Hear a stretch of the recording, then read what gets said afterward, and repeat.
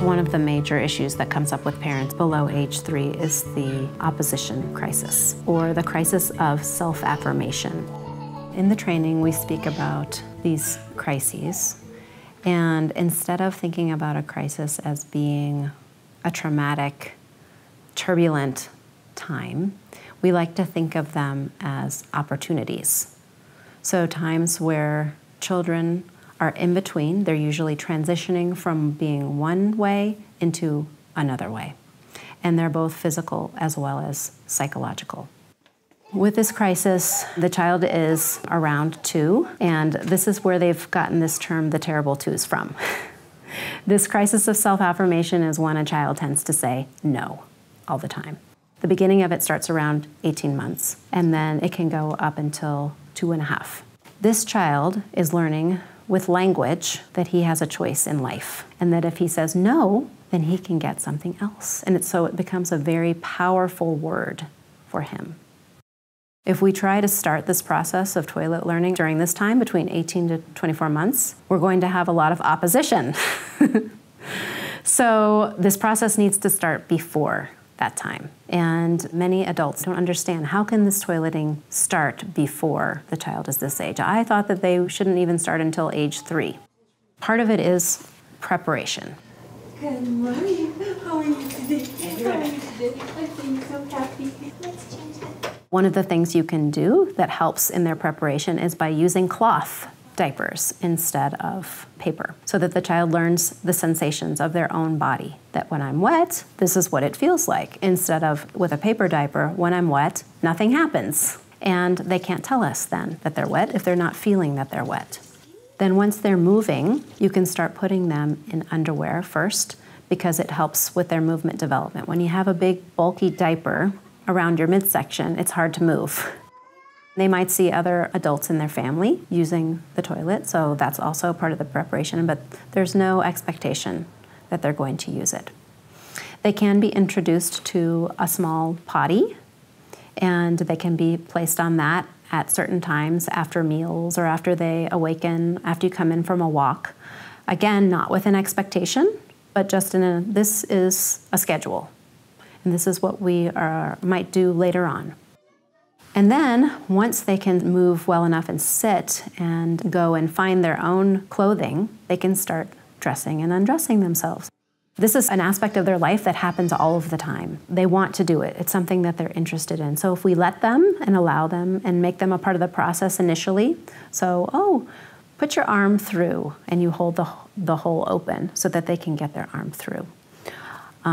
Or when taking off, you hold the hole and you say, okay, you can pull your arm through. And then once they can walk, they can go into the bathroom, and they can sit on the potty if they want to, or they can sit on the toilet if you've somehow acclimated it for their size. It's just getting comfortable with going in the bathroom, and this is the toilet. If you want to sit, sure, but if you don't want to, there's no forcing involved.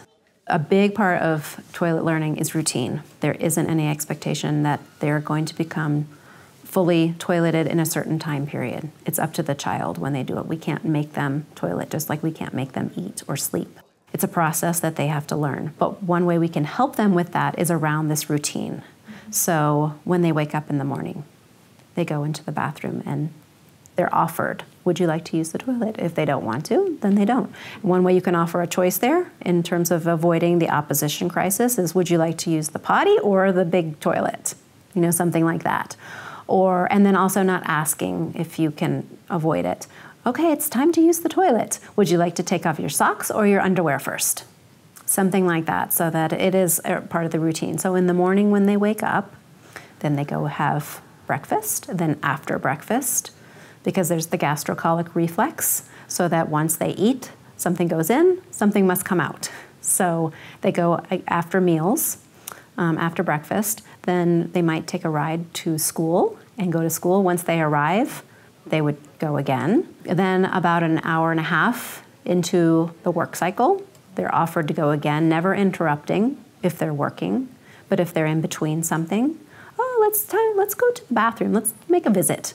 And let's get our friend Celia. She can go with us too. Let's go to the bathroom together. So about an hour and a half in. And then before you go outside, if you're going outside, and then when you come in from outside, and then after lunch, and then when they wake up from their nap. So it's all of the normal times of day, whenever there's a transition time especially, that children are offered this time where they can go use the toilet. And one of the things that you might see in our environments is that the children usually don't wear pants until they're successfully using the toilet. And that's just because it's an obstacle to them getting there and being successful. Okay, everybody poops like terigami. A common misconception is that there's a goal in mind, that it's just an end product, and that it should happen by a certain age, which is not true in terms of any acquisition and any development that the child is doing. For example, with walking, a child can walk between 8 and 18 months, so there's a broad range in terms of when this acquisition is going to happen, and it's the same thing with toileting. It's a process that there's preparation for, and it will happen eventually, and it needs to happen when the child is ready. But it will happen when he decides, not when the adult decides.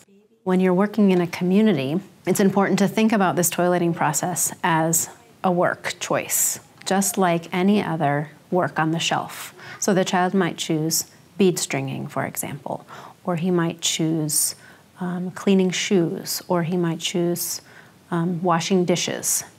And in any of those activities, when he goes to choose them, it's his choice if he wants to do them.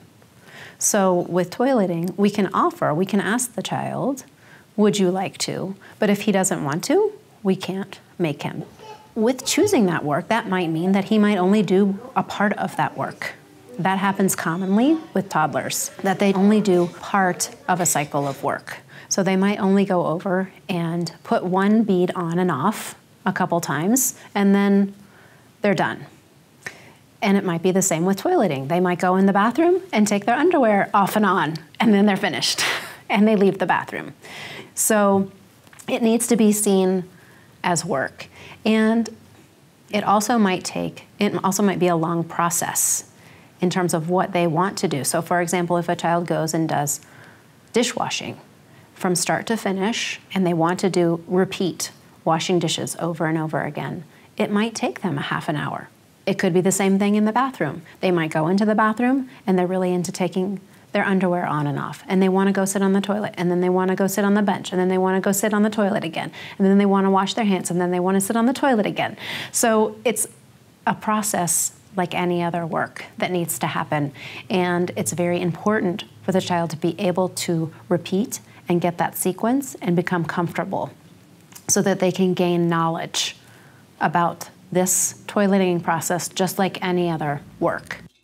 Regression is common in terms of toileting. It happens with all children. Most of the time, a child will have regression when there's a big transition that's happening. So for example, if a child is moving to the primary environment for 3 to 6, they're going into a whole new world with new children around them, new adults, new physical environment. Everything is different. It's a very big transition. It's the same thing with toileting. They get excited. They are also orienting themselves to the new environment. They might not remember where the bathroom is, and they might not be checking in with themselves like they did when they were very, very comfortable in this infant community where they came from, where it was part of the daily schedule, and now it's like, wow, everything is turned upside down, and I don't know where to fit it in. So they have to, in some sense, relearn it because it's a new environment. One of the things that I like to tell primary teachers is set up the environment for when you do have situations where the child needs to change. So it's not the child's fault when their underwear are wet or when they couldn't make it to the toilet. We can support them by setting up the environment that way. So they have their own clothing in the bathroom that they can change. Here's your new underwear, here's your new pants. This is what you can do. Here's a bag that you can put your wet clothing in so that it can go home and it can be washed. And we'll send home your box so that you can get clean clothes for tomorrow if this happens again. And you have 4 pairs of underwear here, so Anytime you need to, you can come in here and you can change. So it's a normal part of the process, and we're supporting the child through it just like we would any other work that they might be having issues with. So regressions happen also for other reasons besides just transitioning to a new classroom. They can also happen because of things that are going on at home as well. So any big life changes. If there's a new sibling that arrives, oftentimes toileting will regress. If there's a divorce in the family, if a relative is coming to visit, even if for some reason it's a slight change where there's a time change. Parents get advice from all different kinds of places. They get it from their pediatricians, their friends, their relatives, teachers, people in the grocery store, everywhere. And they take all of this in, and then they come out with something they want to do and an expectation. So we need to support parents with their decisions. If they are choosing not to do toilet learning like this at home, then that's their choice. We can say that it's part of the Montessori philosophy. So this is what happens when your child is at school. One of the things that we do is we add it to the handbook. This is the way we will do toileting, and you spell it out so that they know that this is a process that you do at your school. It's lovely to be able to watch and observe if you can appreciate the process of it and understand that each one of those steps is a step toward independence, a step toward self-esteem, a step toward feeling good about themselves, and being separate from the adult. I can do this. I can change my own clothing. Nobody else has to do this for me. I don't have to depend and wait on somebody to offer me to go to the bathroom.